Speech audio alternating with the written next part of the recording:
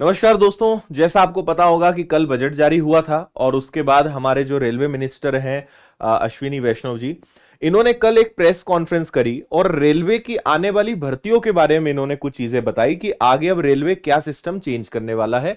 क्योंकि पूरे India level पर रेलवे की वैकेंसी को लेकर एक बड़ा इश्यू बना हुआ है। क्योंकि और ये सब की शुरुआत हुई रेलवे में एएलपी की वैकेंसी एक तो 5-6 साल बाद आई, और वो भी बहुत ज्यादा कम। 5,000 के आसपास पद आए हैं, जबकि 17,000 से 18,000 के आसपास पद खाली हैं। ये स्थिति हर जगह है, चाहे हम मध्य प्रदेश की बात करें या दूसरे विभागों की बात करें, बट फिलहाल रेलवे की हम बात करते हैं। तो इन्होंने, आपको मैं वीडियो भी दिखाऊंगा इन्होंने क्या क्या कहा है, और इसके आधार पे जो एक टेंटेटिव कैलेंडर आपको हर जगह देखने को मिलेगा। इन्होंने वीडियो में जो भी चीजें कही है वो मैं आपको बता रहा हूं, उसके बाद कौन कौन सी भर्ती कब कब आने की संभावना है वो मैं आपको अभी बता रहा हूं। तो वीडियो की शुरुआत होती है एक पत्रकार के द्वारा। वो पूछते हैं कि सर वैकेंसी का क्या है। तो पहले तो इन्होंने कहा कि हमने लगभग 1.5 लाख विद्यार्थियों को अभी रोजगार दे चुके हैं, रेलवे में जॉब दे चुके हैं, उनकी ट्रेनिंग और बाकी सारी प्रोसेस हो रही है। और पहले वैकेंसी 4-4 5-5 साल में आती थी, कई सारे लोग ओवर एज हो जाते थे, इसलिए अब हम हर साल वैकेंसी निकालेंगे, ऐसा इन्होंने इसमें बताया है। तो सबसे पहले मैं आपको बता दूं कि आपके पास कौन कौन सी वैकेंसीज हैं, उसके बाद मैं आपको वीडियो दिखा दूंगा लास्ट में। उस वीडियो के बाद हम इस सेशन को एंड करेंगे। जनवरी में आपको पता है कि एएलपी का नोटिफिकेशन जारी हो चुका है, वैकेंसी आ गई है। इसके बाद अभी रेलवे ने अप्रैल का अगला आपको बता दिया है कि टेक्नीशियन की 9,000 पोस्ट का नोटिफिकेशन आने वाला है, और इसके बारे में भी सब बता दिया है। वीडियो बना के भी मैंने आपको जानकारी दी कि नोटिफिकेशन कब आएगा, एग्जाम कब होगा, ज्वाइनिंग कब होगी। तो रेलवे अब इस मूड में है कि बहुत जल्द एनटीपीसी या आरपीएफ हो या ग्रुप डी हो, इनसे जुड़ा हुआ भी वो कैलेंडर आपको देने वाले हैं। और इस वीडियो में भी उन्होंने कहा है, प्रेस कॉन्फ्रेंस में उन्होंने कहा है कि हम ये सारी चीजें लिखित में भी देने वाले हैं, जल्द ही इसका कैलेंडर जैसा पूरा जारी होने वाला है।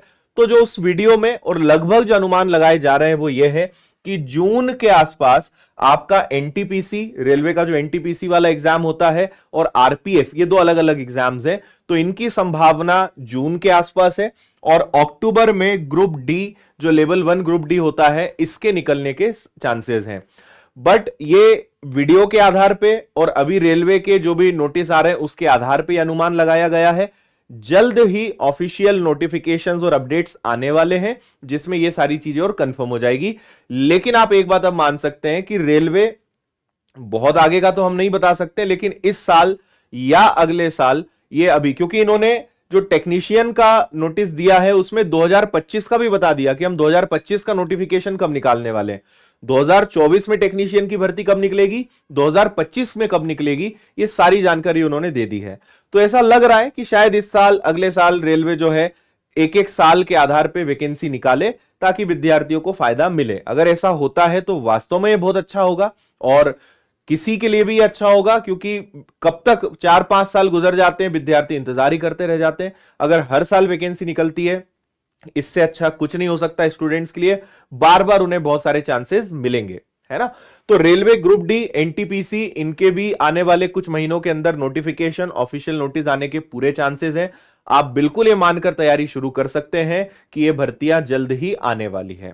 अब मैं आपको इनका जो वीडियो है वो दिखा देता हूं, आप इस वीडियो को देखिए, उसके बाद ये वाला हमारा सेशन एंड होगा।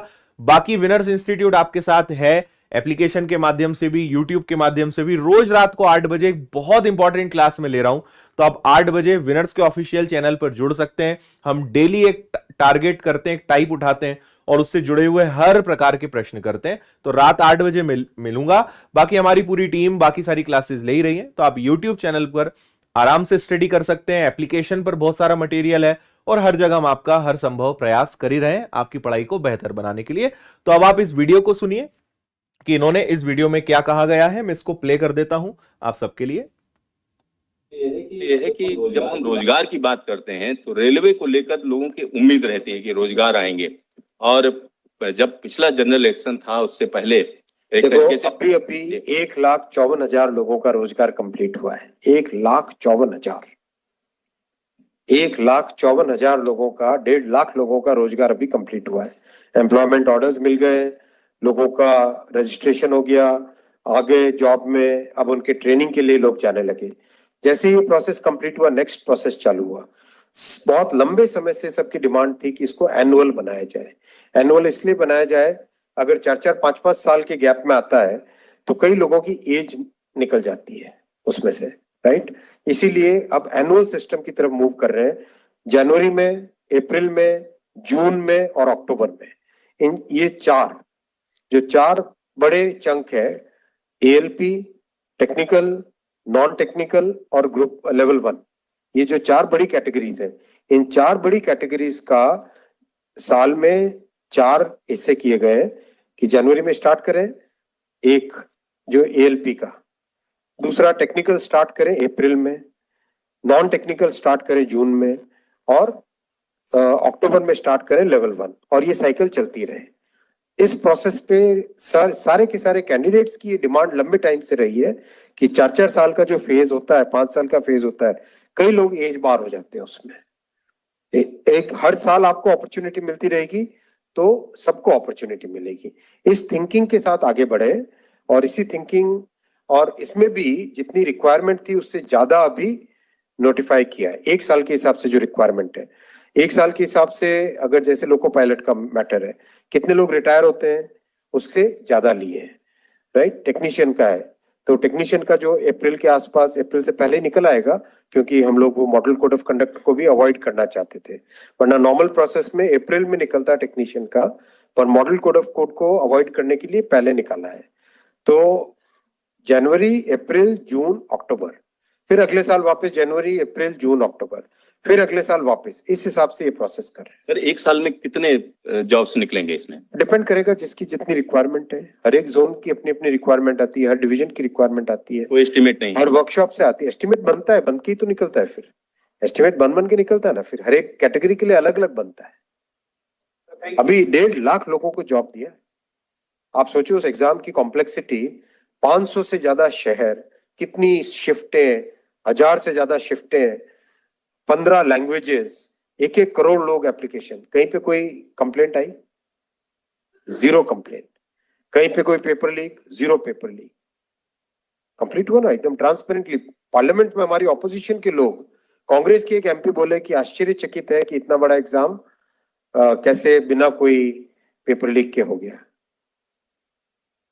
तो एक उस चीज को भी तो देखो। Thank you.